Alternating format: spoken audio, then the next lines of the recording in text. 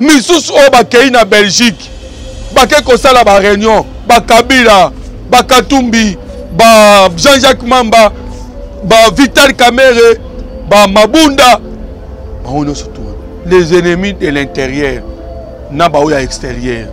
Nous comprenons que ndenge monsieur le ministre de la justice oyo tokolobaka révélation oyo asala ki ezaki ezali dossier ya bana ya les autres sont allés dans la politique ba misusu batika na appareil judiciaire ba misusu bazana ba parquet par-ci par-là et ils travaillent ensemble ezali réseau ya ba mafia.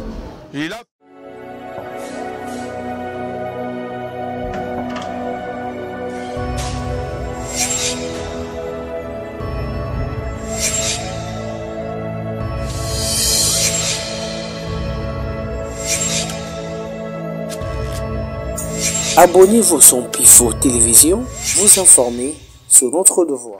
Plusieurs décisions seront prises bientôt par Félix Antoine Tshisekedi Tshilombo. Pourquoi? Le bras de fer continue entre Constant Moutamba et les hauts magistrats. Qu'est-ce qui se passe? Dossier constitution. Mouzito est venu avec d'autres propositions. Quelles sont ces propositions? Voilà, Balamboka Congo. Mbote, bonjour, bonsoir. Ça dépend à R.O. Kolanda Biso, Nampifo. Oyo mwana mboka, oyo nabino, boyebi na kombo ya muloto. Matondo mingi na confiance oyo bopesi Nampifo officiel. Pona koya kolanda makambo etali mboka Congo. Mboka na bino, mboka na ngai. Alors, lelo toye na nini? Tokosenga bino bo aimer déjà émission. Et puis bo partager. Mais avant la kende musika pona kokota na kati ya sujet o émission ngana nango. Voilà na kosenga na yo eloko moko. Au commenter. Nous attendons votre proposition. Yeba que chaîne Nabison Pifo officiel est très suivi jusqu'à la présidence. Comment na joueur kota na clavé na yo comment na guerre o ezali na moment oyo tout de suite entre le ministre de la justice Constant Moutamba et les hauts magistrats. Il y a trois propositions. Choisissez proposition oyo moni.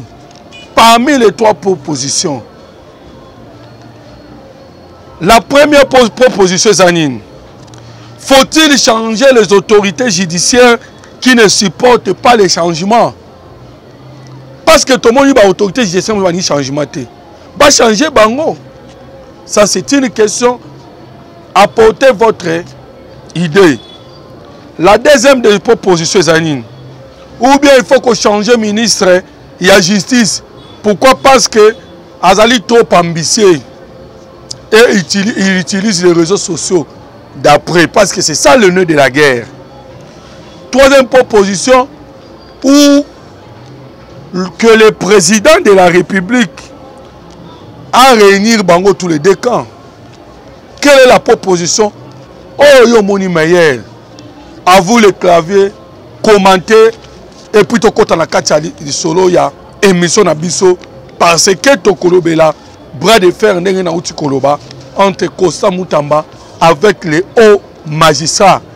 Lobi na mokole uta ikoleka nawa e yinda ki lisusu. Ba propose aika kobima ya guerre. Et aujourd'hui au moment où je vous parle, Constant Moutamba aussi a répondu. Et ndenge na nosa ki ne bandeli, nous allons aussi parler na makambo etali Luanda. Boyebi ke na mokolo ya le 15, il fallait kobanda ko réunir auto bengi banani les experts de renseignement pour que ba experts en renseignement wana bakoka kosa la commission ad hoc.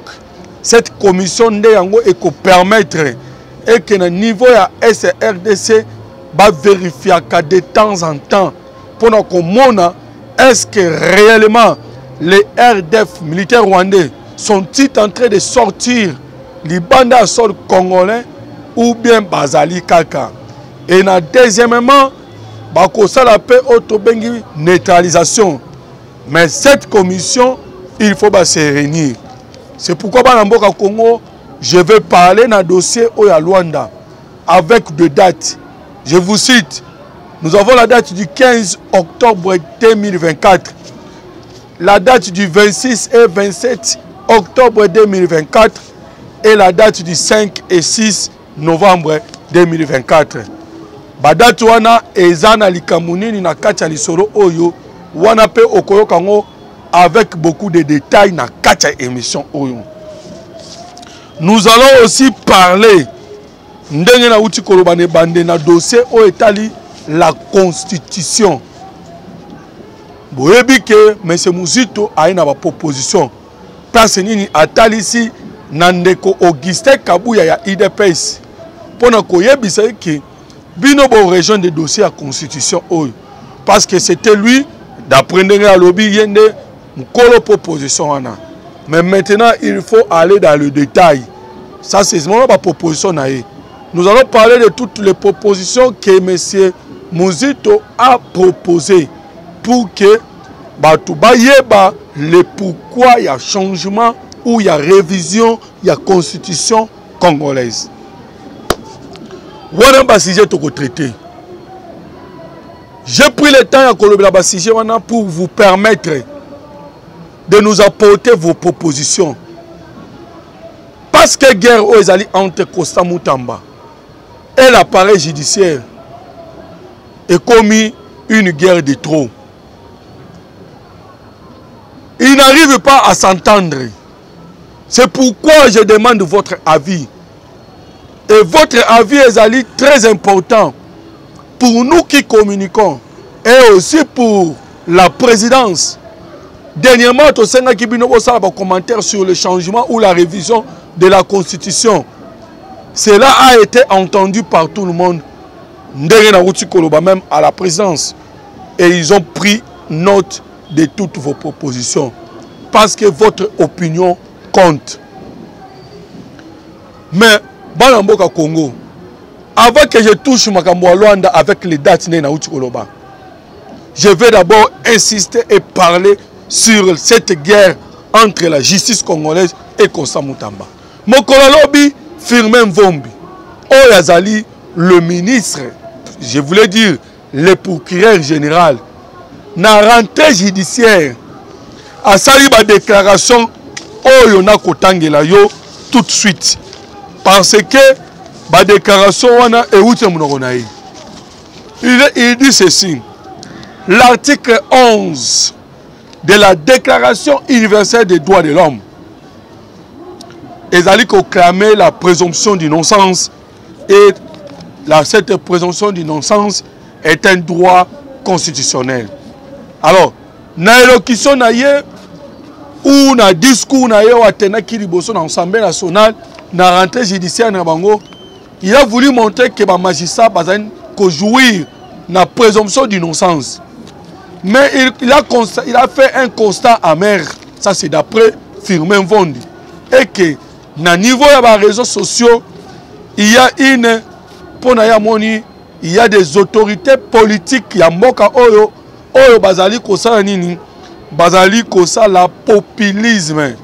Ça c'est d'après lui. Et il a montré comment que cet populisme a un impact négatif sur le pratique de la justice congolaise, c'est-à-dire sur l'appareil judiciaire. Alors, acclamer sous fort pour nous condamner les individus sans preuve sur les réseaux sociaux, Ezali Mabé. Et il appelle à la prise de conscience collective sur cette présomption d'innocence. C'est-à-dire que surtout les magistrats ont joué la présomption d'innocence. Mais par où le bas blesse, c'est lorsque utilisé qui terme à Kolobaki, les politiciens, bazali kosa la populisme et Mukanda oyo ya komaki avant discours. Parce qu'avant discours, ya komaki Mukanda. Pour dire que ils ont retrouvé 2 cas. Il y a Batu Obada qui condamné à mort. Oyo ba qui sous kokanga bango pe kozong sa bango na prison. Il dit encore que ba geste wana pona bango mona que ça ne va pas. Et ba komaki na autorité, il y a la police pour que attaquer Batu surtout puisque ba sentir que banditisme urbain auto bengi na kombo ya kuluna ezongi sous na terrain. Sans plus tarder, un jour seulement, Mokonzi paye la justice. Oya bengami na kombo ya Constant Mutamba. Il a réagi. À l'objet, je ne fais pas de populisme. Ou je ne suis pas populiste.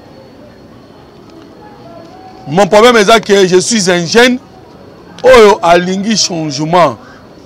Oyo azali ko s'attaquer na ba réseau mafieux. Et alors qu'il est jeune, et tant que jeune, a koki ko jouir, azali parmi oyo ba koki ko jouir, c'est-à-dire dans la vie. Ce qu'on dit ka kokota na réseau mafieux, il va bénéficier de beaucoup. Voilà un peu pas ce dossier Zari. Mais pas dans Boka Congo. En voyant ce qui se passe, cette guerre que nous sommes en train de constater, tout à l'heure, comme on a mauvaise foi, côté de l'appareil judiciaire. Pourquoi nous le disons? Et les dossiers à Constant Mutamba. Dossier de clameur publique. Tout Congolais a eu bien que justice Nabiso. Nous n'avons même pas entendu que le président de la République a côté que notre justice est malade. Nous tous, nous le savons que justice Nabiso est malade. Nous se retrouvons devant la justice, le juge, le procureur, le magistrat. Nous avons constaté que ceux qui ont un bon côté, il n'y a pas que au Kokweya. Et justice, il y a des dossiers, des bombes. Et c'est vrai, il y a eu des documentaires. Les journalistes étrangers, les documentaires, il y a des prisonniers dans la prison Makala. Bazali kutu na dossier te bamisu kutu bakufi alors isengela ki bazala libanda. Vous voyez que biloko wana surtout ezaki sur la table ya mokonzi ya justice auto bengi na kombo Constant Mutamba et il a constaté cela. C'était de son droit parce que ezali na ba attribution na ye. Il a même a sali déclaration koloba boye. Bola qui sa place nini le ministre de la justice a violé loi.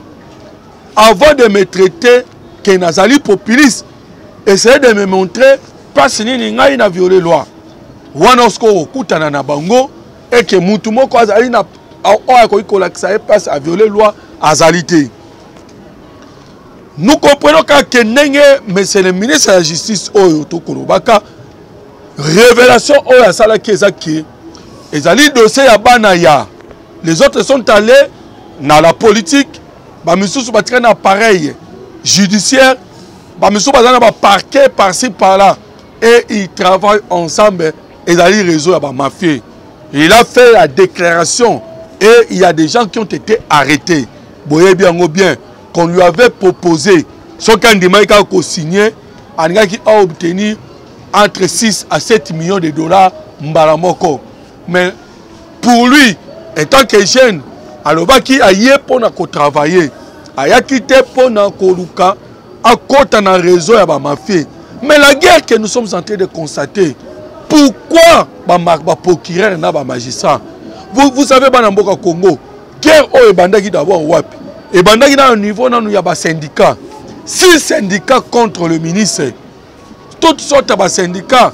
Oh syndicat boye, oh syndicat boye. Bango so ba sangana qui contre monsieur le ministre de la Justice. Et aujourd'hui, tu as constaté que Babatama qui sima, il y a ba auto bengi banani, ba syndicat. Bango mokonde bazala qui ko pousser ba syndicat. Parce qu'aujourd'hui, les syndicalistes, ce n'est pas le prix. Mais bango bazali ko biman n'empoisa, ba komi ko sa déclaration. Quelle est cette guerre qui ne peut pas finir? pourquoi pas se mettre ensemble pour le Koluka Kosunga Mboka et évoluer. Tous nous savons selon la Bible que c'est la justice qui élève une nation. Nous voulons que la justice est zonga pour qu'elle élève la nation congolaise. Mais le constat autocomonaka, pourquoi faire la guerre au ministre? Ce qui peut vous dire bien Mboka Congo, vous allez constater que nakata guerre oyo, batu oyo bazali koloba mingi, ou tolo batu oyo balancer guerre, oyo bakobunisaka ezali oto bengi nani banani, ba oyo ya appareil judiciaire, bango ndem toazo bandaka de temps en temps. Ce n'est pas pour rien bomonaki bakende koluka même empoisonné, mais c'est le ministre de la justice parce que azali ko bloquer makambo ebele bana mboka Congo. Là nous soutenons à 100% M. Constant Moutamba. Dossier constitution bana mboka Congo pour que toi au kota na makambo ya Luanda toke ne kolobela makambo ezali koleka na moment oyo na SRDC. Dossier constitution toki ndenge ndeko muzito alobi oui vraiment pour na hier il faut qu'on change constitution lié à kutu na vite ye kutu azali na makambo ya o révision te. Pour lui il faut changer la constitution. Et pourquoi il faut changer la constitution? Parce que M. Muzito alobi que constitution autozanango et outaki ezali promulgué par un président qui n'a pas été élu. Oui, il a fait ce constat-là. Et deuxièmement, par les parlementaires, Oyo Bazala qui nommés, qui ne sont pas, qui n'étaient même pas élus. Et puis, ezali constitution Oyo, toko bengaka ba belligérant. Ce que vous pensez à RCD Goma, vous allez trouver qu'ils étaient au nombre de 50. Et chacun de ces 50 wana, toyebi bao ba composa qui RCD Goma, ce n'était que des Rwandais. Ba Rouberwa, ba Nyarugabu, ba Mwanga Chuchu Oyo, ils étaient tous des Rwandais. Tout comme moi, que moi, c'est Mwanga Chuchu, avec une Rouba ya Mobimba ya ye, parce qu'ils se sont fait. Basala qui autoba qui constitution oyo ezali ko protéger bango mutu na mutu accueillir une grande partie à terre munene lokola Kinshasa ya individu pour que permettre individu wana akoka ko teka na minéraux ndenga alingi et bango nde baza ba bénéficiaire ba Mwanga Chuchu ba Moïse Katumbi tala lelo Moïse Katumbi akomi koloba molondo eza ya ye atiki nanu Kashamanta atiki bamboka nyonso to akomisa ki ya ye lelo akomi ba piste wana atterrissage ya mulondo eza ya ye. Vous comprenez que bazwaki mboka o na otage pona bango RDC koma ki eloko ya kotia na poche na bango alors que RDC c'est le kotia na poche na bango te bana mboka Congo. Nous devons changer la constitution on a selon Muzito. Alors, biso qui to changer la constitution, oyo, wana ekozala la première constitution, oyo, ekozala. Promulguée par un président élu légitimement. Par un parlement élu légitimement. Wana ekozala la première constitution. C'est pourquoi ils ont soutenu le changement.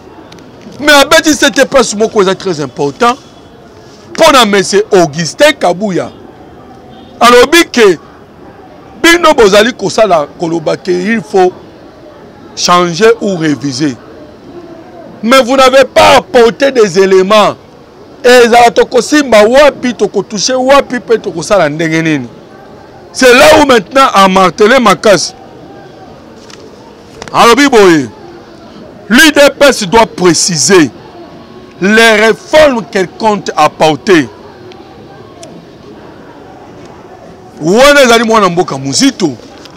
Et je crois que la déclaration est très importante et que nous devons, par exemple, l'article local 141, pardon, 151, article local 4 il y a constitution. Ce sont des articles que ils allaient au kata mabele ya mboka Congo. Mais mon konzamboka yé moko 218 PCA obligation ou bien PCA droit. Naninga ina loba. Il y a ko initier nini ba réforme. Là nous lui parle de la réforme. Mais nous par contre biso tozali vraiment na besoin tout ça la constitution ya bana mboka Congo. Oye kozala ndeti oye uti kuna na Belgique te pa ba Louis Michel. Vous savez bien que Louis Michel azali mutu oye azali très proche ya M. Kagame. Autre boyebi que M. Kagame a pesa ye kutu ba moyen belé c'est Louis Michel oye atambola ki Europe mobimba pour na ko présenter M. Joseph Kabila. Bango nem to ba fanisa ki et bango nem to comment qui constitution oyo. Nous devons mettre ça de côté. Mais bana mboka Congo na yebisa ki bino ke il y a des dates oyo tozali na yango par rapport ya makambo oyo ezali koleka na est ya RDC. Boyebi ke tozalaki na problème ya accord de Luanda où vous avez constaté pendant 3 semaines Mokozamboka Félix Antoine Tshisekedi Tshilombo azwaki pression partout. Et pression on azwaki c'était pour faire quoi? Pour que akoma na kosani ko kende ko solola makambo ya accord de Luanda. Mais qu'est-ce qui s'était passé? C'était parce que les Mokozamboka lobi non. Atini Maman Thérèse Kaikwamba niveau ya wapi? Na niveau ya Washington na Conseil de sécurité parce que ni maman sala ki déclaration pour dire na baï Conseil de sécurité que nous avons refusé ou boycotté la table de négociation parce que M. Kagame azali na ruse. Alingi koko makosa la biso plan ya retrait ya ba RDFT. Ça qui déclaration wana. Pourquoi ça qui déclaration wana?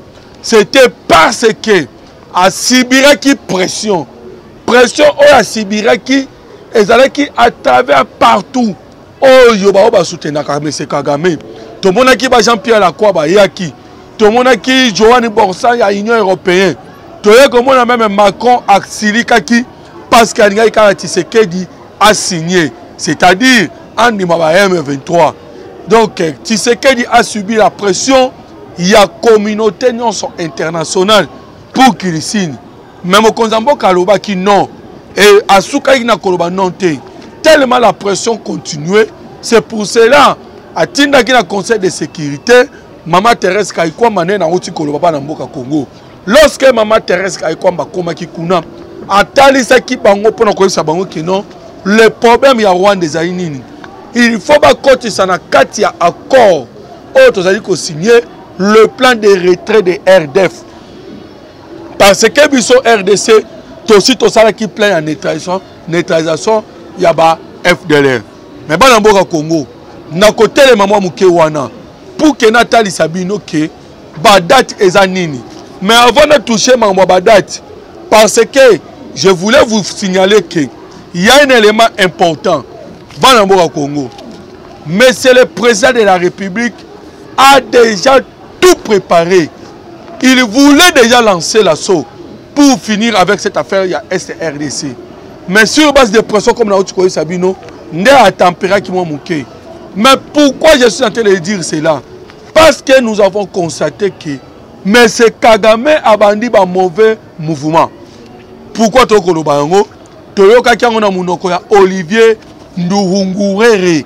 Oyazali le ministre des Affaires étrangères ya Rwanda.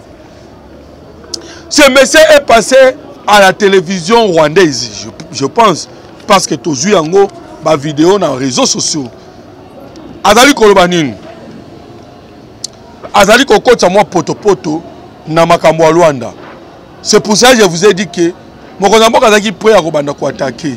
Mais bango basenga katika. Mais toi comme on a que Kagame ayo kozonga sous na poto. Là je vous l'ai dit que na ba date on a kotal Sabino et kozala ba date o ko marquer fin. Il y a trêve paix c'est le fait. Selon la RDC. Mais yoka makambo nani Olivier Ndohunguwere azali koloba après l'assise, nous demandons à la RDC, après avoir signé Kuna, mais ailleurs après ça, la première des choses à Bandi Kolobezani, nous demandons à la RDC de régler ces problèmes internes, sans se plaindre ni blâmer le Rwanda. Abakisi sous Kolobaboui. Nous, notre problème est que la RDC doit démanteler les FDLR. FDLR au RDC Sengel a démantelé. Banamboka Congo. Mais M. Moïse, M. Olivier Nangai Koloba. M. Olivier a changé. FDLR, Bazali Koloba, le quoi, ils ont rébellion. Mais le FDLR wana ezalinde o esengeli RDC a démantelé, c'est l'idéologie ne faut qu'on démantele na virus. Et azali ko présenter yango que FDLR wana ou le virus FDLR ezali na kati ya ba wazalendo, ezali na kati ya ba FRDC, ezali na kati ya ba Burundais oyo bazali na biso accord bilatéral, accord militaire. Il y a le bill idéologie FDLR ezali na kati ya ba Burundais. Abakisi sous FDLR ezali na kati ya Sami DRC. Cette idéologie et idéologie on a ba mercenaires. Ba mercenaires au RDC azui. Alobi Sami DRC a osala le côté. Banamboka Congo. Vous sentez encore que le Rwanda a eu un discours yanini, il y a orgueil. Alors que les Abangon doivent cesser les faits. Il joue avec la patience de la RDC ou bien de Félix Antoine Tshisekedi Tshilombo. Il contient un ennemi interne. Je vous ai dit ça déjà awa nampifo officiel banamboka bolandanga boyebi ke baninga ki va profiter na ba ennemi interne, les Moïse Katumbi, les abbés politiciens oyo boyebi ba opposants oyo bazali na obédience ya ba étranger oyo moni moko bakomi kokatisa kokende na mopanzi ya nani na mopanzi ya Rwanda pona kobunisa biso na nzela ya AFC M23 misusu oyo bakei na Belgique bake kosala ba réunion ba Kabila ba Katumbi ba Jean-Jacques Mamba ba Vital Kamerhe ba Mabunda baono surtout les ennemis de l'intérieur na ba oya extérieur. Il joue avec la patience de Tshisekedi, je dis bien les Rwandais. Par rapport à la déclaration, mais ils ne savent pas que la déclaration est en danger pour Nabango, parce que nous avons des dates. La date, il y a le 15 octobre, il fallait que la Luanda pour composer l'équipe au renseignement ad hoc. Parce que l'équipe Rwanda est na Goma, na mokolo ya le 6 et le 5 et le 6 novembre. Pour que ba vérifier ka ba tala ndenge nini ba militaire rwandais bazali ko quitter sol congolais ou pas, et les FDLR sont neutralisés ou pas. Et la composition est que ça na date le 15 octobre au Tozali.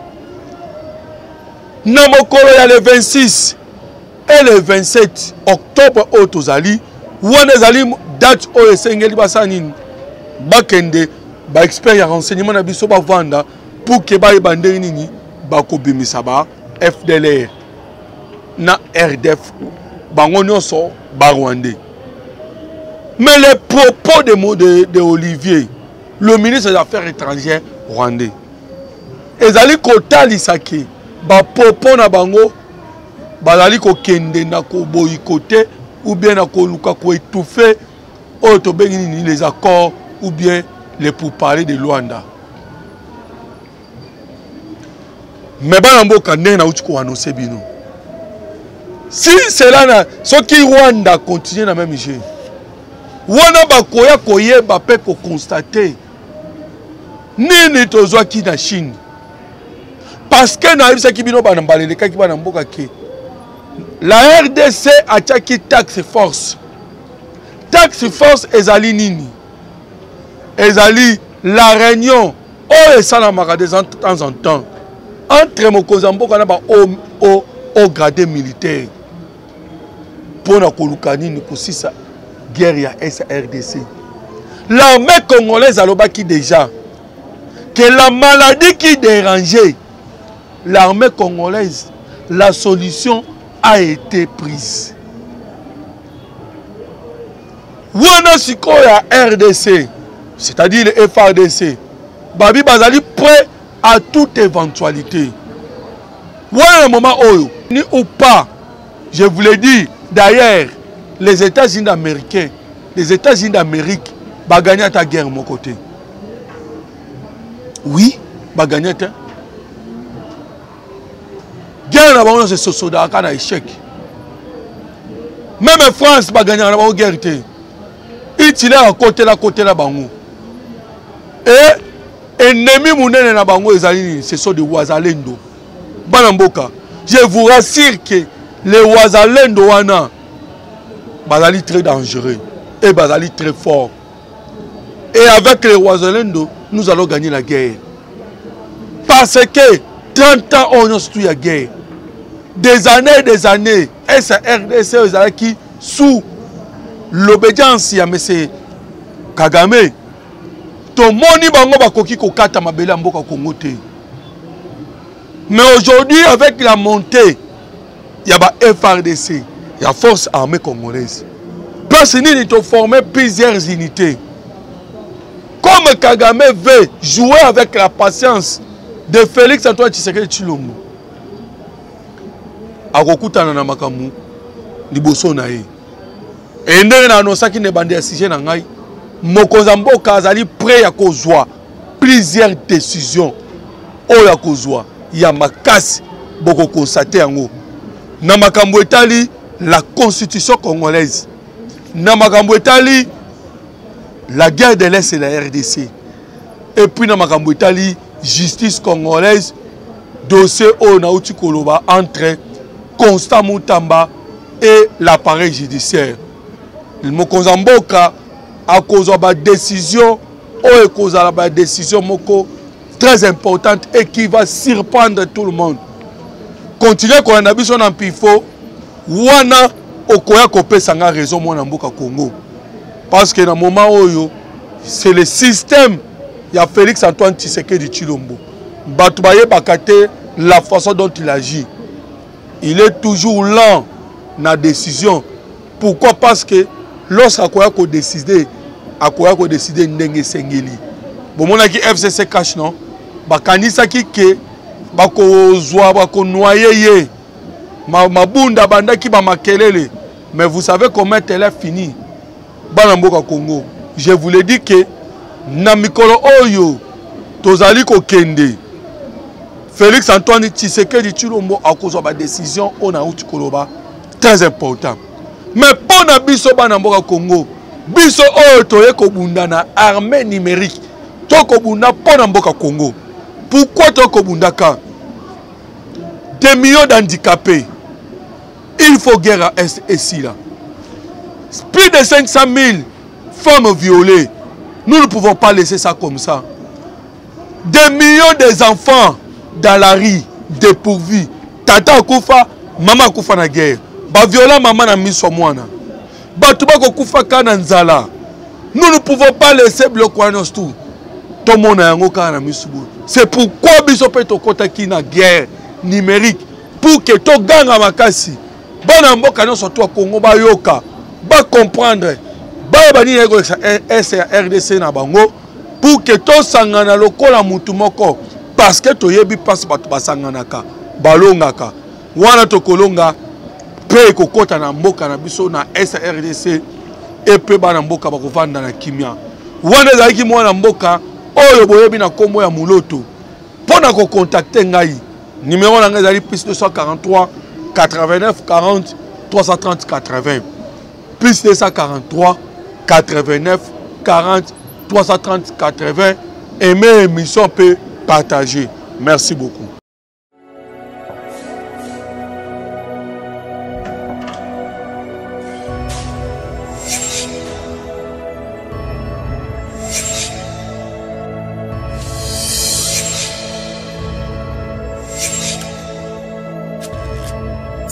Abonnez-vous sur Pifo Télévision, vous informer sur notre devoir.